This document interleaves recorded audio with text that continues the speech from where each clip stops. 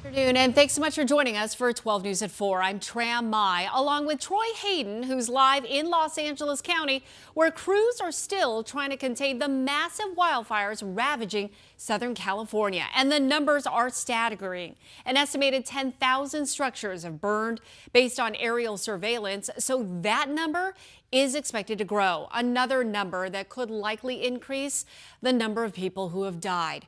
Right now, 10 are confirmed dead, but as fire officials move on from fighting to recovery and assessment, it could be more. 56 square miles have burned so far in the Eaton fire. Now, for comparison, the entire city of San Francisco is just 49 square miles. And finally, this is on track to become the costliest wildfire disaster in the nation's history, with losses estimated to top $50 billion. And we're not out of the woods just yet. We still have Santa Ana winds predicted for next week. So let's head over to Troy right now in Altadena with a look at all the devastation there. Troy? Yeah, Altadena is the epicenter of the Eaton fire, and I'll show you the devastation here in just a moment. But what happened was the fire started up in these mountains just to the north and swept down through these neighborhoods. And you can see this home right here looked like it just did a lot of planting in the front yard. Even this little sapling of a tree, you can see it still has the little posts next to it trying to keep the tree upright. The tree didn't make it. The house didn't make it. You can see where they're going to have their garden out here in front. Only one structure on this entire block, Tram, survived. And you're looking at it right there. This little detached garage. Why? It's hard to say. There's a big tree right behind it. The house in front of it is burned. The house next to it is burned. It just shows you the randomness of these fires when they come through. That's the only structure that survived on this entire block. There is another home here in Altadena, though, that a lot of our viewers likely know, and it did survive. Take a look. And another good piece of news for Altadena, this is an interesting little street called Christmas Tree Lane, and you can probably see why.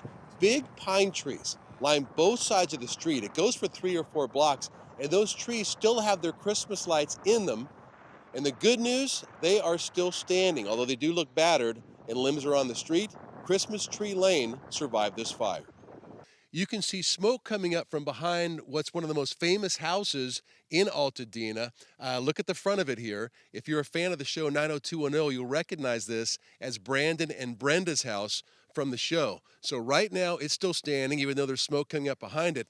The house next to it, though, totally burned down. So for right now, the 90210 house still stands. Yeah, and the last time we checked, it was still standing as well, but how close was that, the fire actually popping up behind it? Okay, so this is how it works down here. You can see this water truck to the left. That water truck is assigned to the fire truck on the right. Those two vehicles and the crews that belong with them are on this street 24 hours a day. Their job is to put out any hot spots because, as you said, Tram, when those winds pick up again, could be happening over the weekend, could happen tomorrow, who knows? They're going to be here and make sure all the hot spots here are out so the embers don't blow down into parts that are not burned yet. Yeah, those images behind you, that is just still so surreal. I noticed that wooden fence along there. It almost looked as though, I think it's on the other side of you when you were showing us that still standing, casita type of thing. That wooden fence, it almost looked as though it was melted. Like the way it's kind of like dripping, like that is just so wild. I mean, how it just kind of picks and chooses It's actually burned up from the bottom. Yeah, it's just, and I'm also noticing too. And I don't know how this would survive. And even go ahead. Well, I was going to say, obviously it didn't look like a whole lot of people were on your street there. Is that also, an area where police are not letting residents go back and see whatever's left? Yeah, so this is a full evacuation zone. And, here's a reason why people aren't being let back in as of right now. I mean, look at this power line here. This power line is draping over. Now, they have de-energized, we believe, these lines. But things like this are everywhere. We've seen big trees that are halfway blown over. And until those trees can get secured, you walk underneath them and a big tree collapses on you. I mean, there's dangers everywhere you look. We're being very careful. We're staying in the street. We're staying on the sidewalks. But yeah, the public is not being let back in here yet. And that curfew is in effect, sundown to sunup. And National Guard, we saw for the first time today, the National Guard is guarding all these entrances. Okay, that's good. Yes, definitely be careful where you step, Troy. Stay safe. We're going to see you in our next half hour. We appreciate it. Thank you.